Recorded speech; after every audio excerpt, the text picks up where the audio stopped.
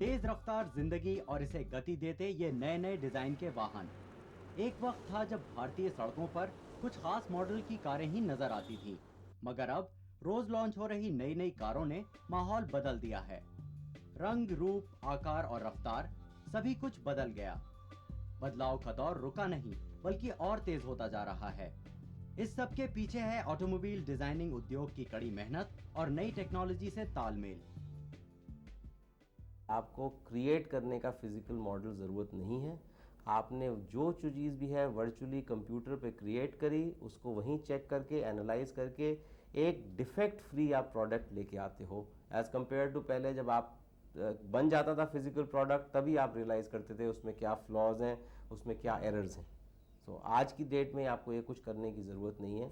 आप virtually simulate करके सारा कुछ टेस्ट करके फिर आप फाइनली उसको जब फिजिकल मॉडल में क्रिएट करते हो, एट दैट टाइम ये फाइनल है एंड ये फ्लॉलेस है। अब वाहन चलाना थका देने वाला काम नहीं रह गया।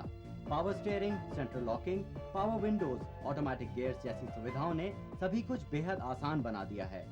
आज ऑटोमोबाइल डिजाइनिंग में कंप्यूटर्स के जरिए वो सब कुछ किया जा रहा है जो पहले सोचा भी नहीं जा सकता था। आप सारी चीज़ें सिमुलेट कर लेते हो एक कंप्यूटर एनवायरनमेंट में, और उससे आपका टाइम कम यूज़ होता है। ठीक है, उससे आप रिपीटेड वही की वही चीज़ें जो रेपिटेटिव होती हैं आपको फिर से नहीं करनी पड़ती। आप इसको क्या कहते हैं, क्रिएट करके 3D मॉडल्स यहीं से ही आप सारा विजुलाइज कर सकते हो। Human perception is 3D in 3D।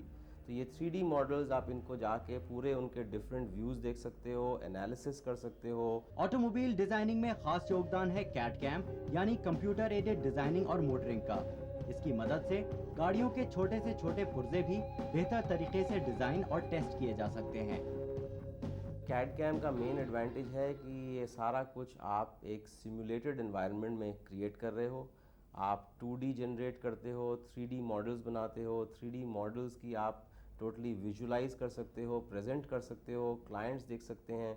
आप इनको 3D में ही सारा एनालाइज कर सकते हो कि जब ये एक्चुअली पार्ट बनते हैं क्या होएगा, क्या डिफेक्ट्स हैं। ये सारा कुछ आप एक सिमुलेटेड एनवायरनमेंट में ही क्रिएट करके, चेक करके, प्रेजेंट करके फाइनलाइज कर लेते हो। इतना ही नहीं, अब ये इंजीनियर्स इस कंप्यूटराइजेशन की वजह से अपने डिजाइन्स को ईमेल या इंटरनेट के जरिए दुनिया के किसी भी कोने में बैठे क्लाइंट्स तक मिनटों में पहुंचा सकते हैं। इसके अलावा अब किसी भूल चूक की वजह से पूरा डिजाइन दोबारा बनाने का डर भी नहीं रहा, और साथ ही नए नए प्रयोग बहुत आसानी और तेजी से किए जा सकते हैं।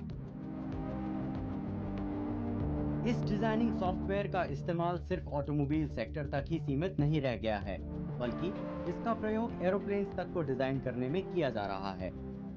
अब जो SDRC के एडवांस सॉफ्टवेयर्स हैं ये एरोस्पेस में भी यूज़ हो रहे हैं, और एरोस्पेस में एरोडायनामिक्स, एयरप्लेन कंस्ट्रक्शन सब में यूज़ होते हैं। और ग्रेजुअली एज ये ज़्यादा कॉम्प्लिकेटेड और एडवांस होते जा रहे हैं, more and more advanced aerospace में भी इनका यूटिलाइजेशन होएगा। आज वाहनों को ज्यादा से ज्यादा सुंदर, टिकाऊ, आरामदायक और तेज रफ्तार बनाने की होड़ लगी हुई है।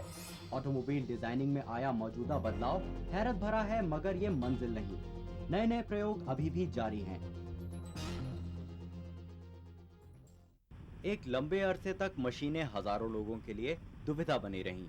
इनके साथ रहना भी था और जूझना भी। इंसान और मशीनों के संबंध सवालों से भरे हुए थे। टेक्नोलॉजी आगे बढ़ी, लेकिन समस्याएं फिर भी रहीं।